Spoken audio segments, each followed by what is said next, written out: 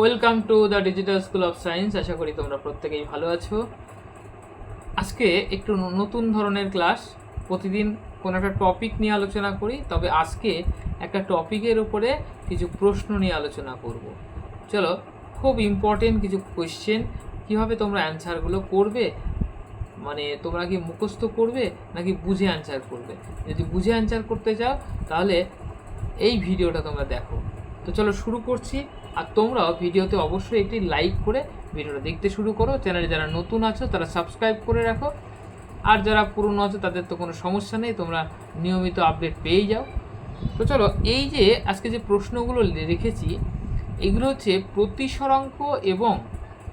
প্রতিসরাঙ্ক এবং আলোর তরঙ্গদৈর্ঘ্য এবং আলোর গতিবেগ, এই রাশিগুলোর মধ্যে যে রিলেশন আছে না, এইগুলোর ওপরেই কিন্তু আজকের এই ক্লাস। তো একটা একটা করে শর্ট কোশ্চেন আমরা কীভাবে অ্যান্সার আসছে আমরা কিন্তু সেটা দেখে নিয়ে করব। প্রথম কোশ্চেনটা কী আছে দেখো। প্রথম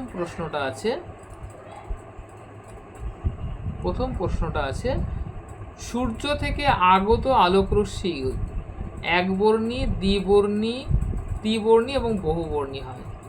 অবশ্যই সূর্য থেকে যে রশ্মি আসে সেটা একটা যৌগিক আলো এবং এর মধ্যে অনেকগুলো কালার থাকে।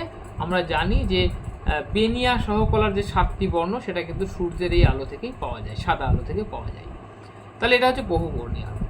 এরপর একটা প্রশ্ন আছে 1.5 প্রতিসরাঙ্কের কোনো মাধ্যমে আলোর বেগ কত হবে। তো এই ক্ষেত্রে তোমরা কি করবে?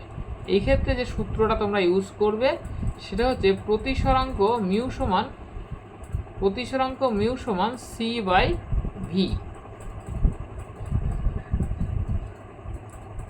তোমরা এখানে কি লিখবে? ভি লিখবে। এবার তোমাদের কি বের করতে বলেছে?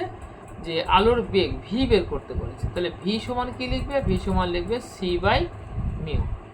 আচ্ছা, এবার সি এর মান তো লিখলে, আর মিউ এর মান কত? মিউ দেখো দেওয়া আছে 1.5। এই 1.5কে আমরা 3/2 লিখতে পারি। তার মানে ভি সমান কত হলো? 2c/3। তো এই ধরনের অ্যান্সার তোমরা কিন্তু মুখস্থ করবে না, তোমরা বুঝে করবে। তাহলে অ্যান্সারটা কি হলো দেখো, 2c/3 মানে সি এরটা সঠিক আনসার হয়েছে, তাই না? এরপরে আমরা দেখে নেব 3 নম্বরের কোয়েশ্চেনটা কি আছে। 1 নং ও 2 নং মাধ্যমে আলোর বেগ v1 এবং v2।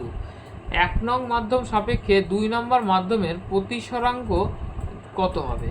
তো এই অঙ্কটাও কিন্তু আমাদের এই সূত্র দিয়েই হবে, 1 নম্বর মাধ্যম সাপেক্ষে 2 নম্বর মাধ্যমের প্রতিসরাঙ্ক।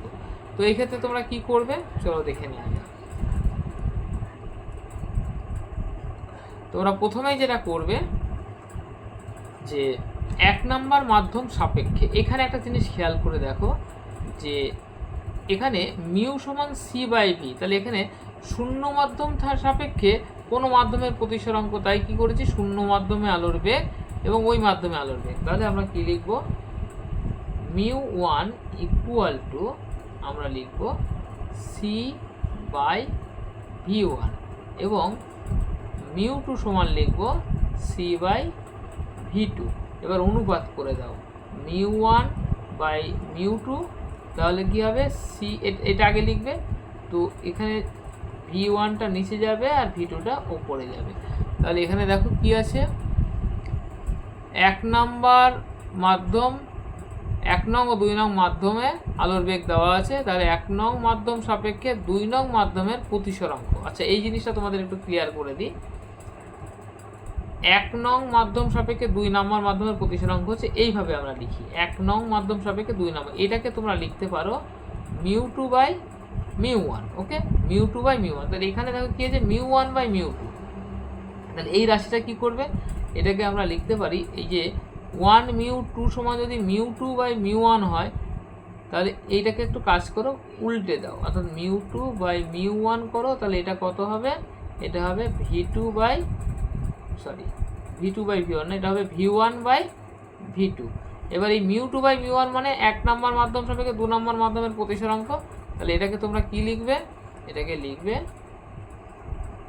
1μ2 সমান v1/v2। তাহলে সঠিক উত্তর কি হবে? সঠিক উত্তর হবে v1/v2, মানে এই এরটা হবে সঠিক অ্যান্সার, এরটা হবে সঠিক অ্যান্সার। কেমন লাগছে? আশা করি ভালোই লাগছে, বুঝতে পারছো। বুঝতে না পারলে তোমরা কিন্তু কমেন্ট করবে, কমেন্ট করলে তবে আমি বুঝবো তোমরা বুঝতে পারছো না। ওকে, চলো এবার নেক্সট দেখে নেওয়া যাক। সবসময় বুঝে বুঝে যদি করো না, তাহলে দেখবে অনেক ভৌত বিজ্ঞান পড়তে অনেক ভালো লাগবে। আর তোমরা যেটা করো, তোমরা না বুঝে মুখস্থ করো আর এর জন্যই ভুলেও যাও, তাই তোমাদের ভৌত বিজ্ঞান ভালো লাগে না। এইটা দেখো কি আছে, শূন্যস্থানে ও কোনো মাধ্যমে আলোর বেগ সি এবং ভি হলে মাধ্যমের প্রতিসরাঙ্ক হবে। শূন্যস্থানে এবং কোনো মাধ্যমে আলোর বেগ, শূন্যস্থানে সি এবং কোনো একটা মাধ্যমে হচ্ছে তোমার হচ্ছে ভি, তাহলে প্রতিসরাঙ্ক কী হবে? তো খুবই সহজ জিনিস, আমরা একটু আগেই করলাম এটা। প্রতিসরাঙ্ক মিউ হবে সি বাই ভি। দেখো সি বাই ভি কোথায় আছে? এই যে, সঠিক অ্যান্সার হবে এইটা। এরপরে আসে পাঁচেরটায়। পাঁচে কি আছে? লাল, নীল, সবুজ ও হলুদ আলোর মধ্যে কোনটির জন্য কোনো মাধ্যমের প্রতিসরাঙ্ক সবচেয়ে বেশি? কি সুন্দর কোশ্চেন। এখানে দেখো এই জিনিসটা তোমাদের বলে রাখি, তোমরা একটা সূত্র আছে কশিস ফর্মুলা। হ্যাঁ, ফর্মুলাটা হচ্ছে এরকম, a plus b by lambda square. এখানে এ এবং বি এই দুটো হচ্ছে ধ্রুবক, আর ল্যামডা হচ্ছে আলোর তরঙ্গ দৈর্ঘ্য। এখন আমরা জানি যে লাল আলোর তরঙ্গ দৈর্ঘ্য হচ্ছে সব থেকে বেশি, আর বেগুনি আলোর তরঙ্গ দৈর্ঘ্য হচ্ছে সব থেকে কম। তাহলে এখানে যখন তরঙ্গ দৈর্ঘ্য যার বেশি হবে তার প্রতিসরাঙ্ক কম হবে, অর্থাৎ লালের ক্ষেত্রে প্রতিসরাঙ্ক কম, মানে mu r is less than mu v. এখানে কোয়েশ্চেনটা কি করেছে দেখো, লাল, নীল, সবুজ ও হলুদ এর মধ্যে কোনটির প্রতিসরাঙ্ক সব থেকে বেশি? আচ্ছা, এখানে যেহেতু বেগুনি নেই, তাহলে আমাদের কি করতে হবে? V I B G Y O R. Okay, এর মধ্যে দেখো এখানে কি আছে?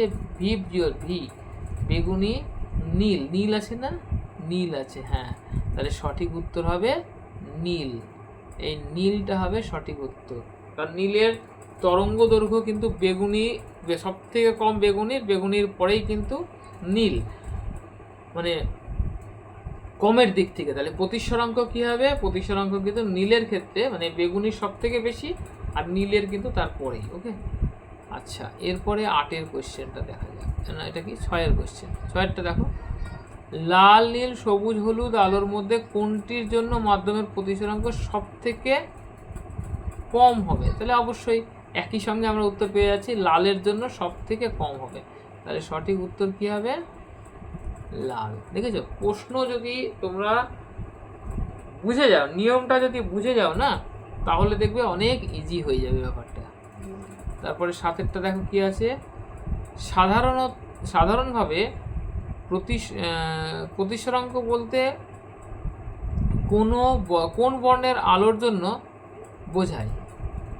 সাধারণভাবে প্রতিসরাঙ্ক বলতে, এটা মনে রাখবে, ও হলুদ বর্ণের আলোর জন্য বোঝায়। মানে হচ্ছে অ্যাকচুয়ালি ওই হলুদ বর্ণটা কি হয়, ভিপজিওরের মাঝামাঝি গ্রিন থাকলেও আমরা ইয়েলোটাকেই মধ্যবর্তী বর্ণ ধরে নিই, তাই হলুদ বর্ণের জন্য প্রতিসরাঙ্ককে সাধারণভাবে আমরা প্রতিসরাঙ্ক বলি। এরপরের কোশ্চেন, সবুজ আলোর প্রতিসরাঙ্ক, আচ্ছা, লাল আলোর চেয়ে বেশি। আচ্ছা দেখো, সবুজ কোথায় আছে গো? এইখানে সবুজ আছে, তাহলে সবুজ আছে এখানে, ভিপজিওরে সবুজ আছে এখানে।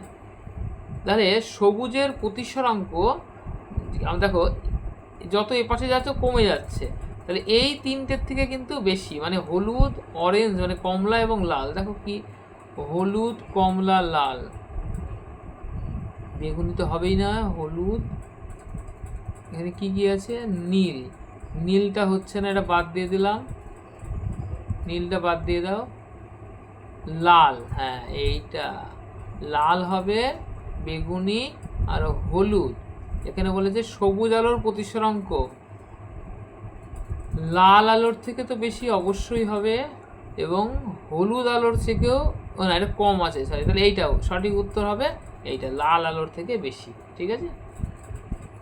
আচ্ছা, এরপরে 9এরটা, প্রিজমের মধ্য দিয়ে সাদা আলোর প্রতিসরণের ক্ষেত্রে যে বর্ণের চ্যুতি সর্বাধিক হয় সেটি হচ্ছে বেগুনি। বেগুনি কোথায় আছে? এই যে বেগুনি। বেগুনির বিচ্যুতি সব থেকে বেশি হয়। ঠিক আছে।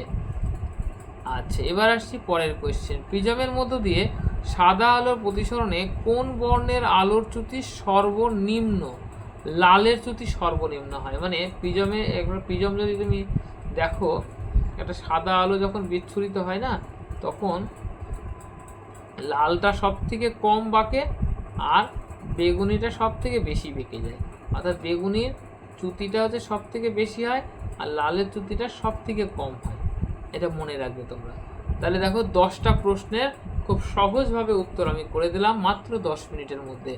আশা করি তোমাদের কাছে এই বিষয়টা ক্লিয়ার হয়েছে। যদি এই রকম নতুন নতুন ভিডিওর আপডেট পেতে চাও তাহলে অবশ্যই চ্যানেলটি সাবস্ক্রাইব করে রাখো আর ভিডিওতে একটি লাইক করে দাও। আর কিছু বলবো না, কমেন্ট করার কথা। তোমাদের ইচ্ছে হলে তোমাদের মতামত জানাবে। Thank you. দেখা হবে পরের ভিডিওতে।